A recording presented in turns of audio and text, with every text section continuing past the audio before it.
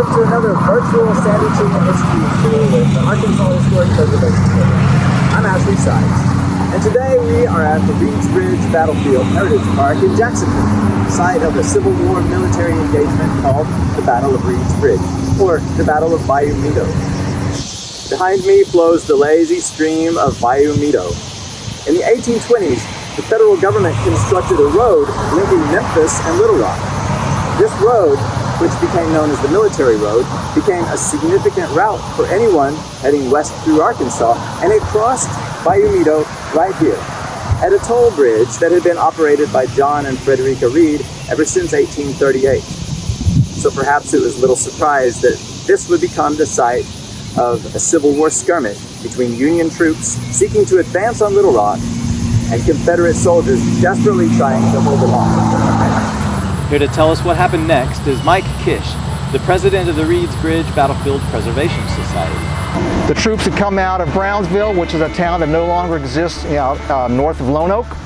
Federal troops had won a victory 2 days before, August 25th, and they set up their battle lines and camped there. The Confederates, after Brownsville had fallen, fell about 6 miles northwest of Brownsville, in closer to the proximity of Furlough, which is also in the area of the Two Prairies Bayou. On the morning of August 27th, you probably had cavalry units that were patrolling, skirmishing, and at that point became a full-on head-on battle. This was a dismounted cavalry battle, and what dismounted actually means is you're going to have your cavalry troops get off and engage each other, which a lot of times include a lot more swords when you're hacking each other, and also shorter barreled rifles like your carbines. So typically what they do is they would find a defensive point, which might be a slight rise somewhere, maybe a tree line, and the Confederates would hold up there. The Federals would approach to engage them, and they'd start slugging it out. So they kept falling back all day long. There was a point when the Confederates realized it was a lost cause, and the next strategic thing would be to fall back on the south side of the bridge over here, approximately where I'm standing, and set up their next defensive position using the creek to anchor their front side. The Federals formed a battery line of about 16 to 18 cannons, approximately about 1.5 miles that direction. Behind me here, the Confederates set up what they call the teaser battery. There were 2 cannons approximately half this size here. And it was called a teaser battery because what they were hoping to do was to draw the Federals in close enough range where, when they think there's only 2 small cannons defending this position here, they come running across headlong, and 4 cannons approximately 1 mile behind us in a tree line of this type open fire. So you have a bunch of massed troops neck down into a constricted area over here. The Confederates had their cannons dialed in very accurately, and there was a lot of mayhem caused from their shells. The Confederates also realized where the Federal positions were with the guns, and they started zeroing in. What the Federals didn't do was they did not properly deploy their cannons as they typically would. Typical spacing for most artillery units is 20-25 feet apart from axle to axle. In a hurry to try to capture the bridge and storm across it, the Federals were a little sloppy displacing their troops, so since their cannons were more concentrated, the Confederates were lobbing accurate fire both here at the bridge and at their Federal position on the top of the hill up there, causing enough mayhem where the Federals had to redeploy their cannons and start all over again. It became a little bit of a slugfest, and the Confederates realized at some point that just the sheer mass, especially with 18 cannons to 6 cannons over here, they're probably going to be overwhelmed. So late in the afternoon, the Confederates, which had already tarred the bridge, decided to set it on fire, effectively destroying the easiest means to cross the creek here. So the bridge is tarred. The Federal troops try to come in and save it.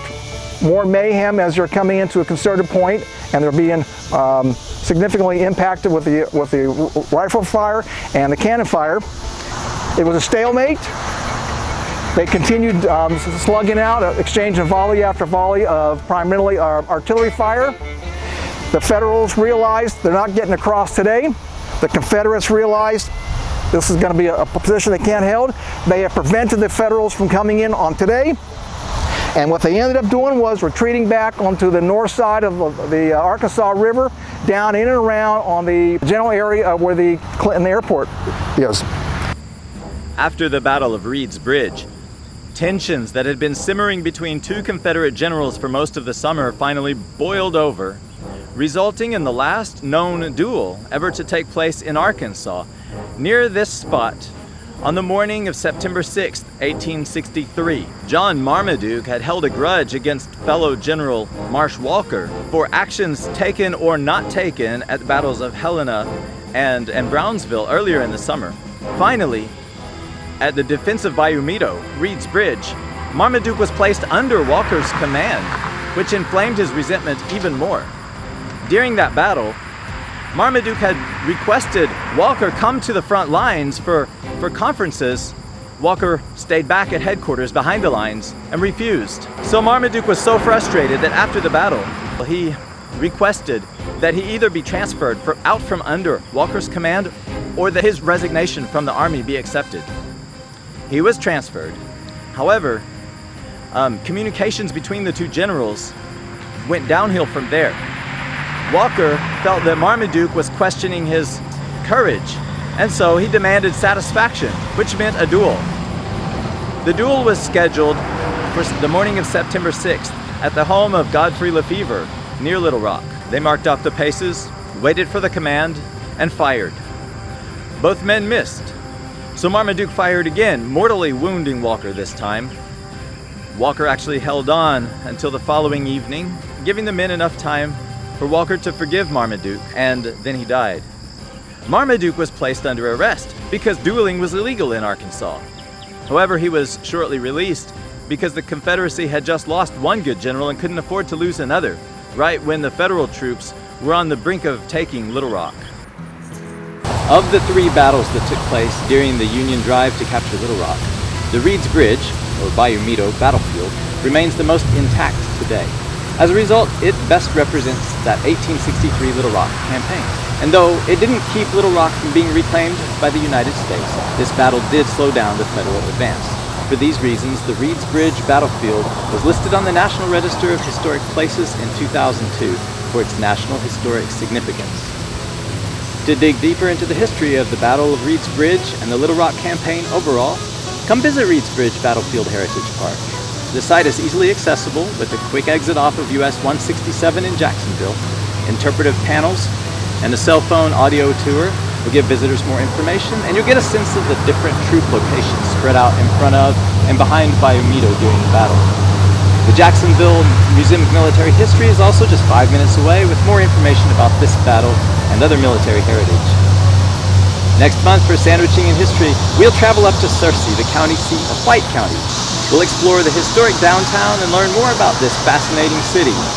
Hope you'll join us then. For more on the Arkansas Historic Preservation Program, check us out at arkansaspreservation.com.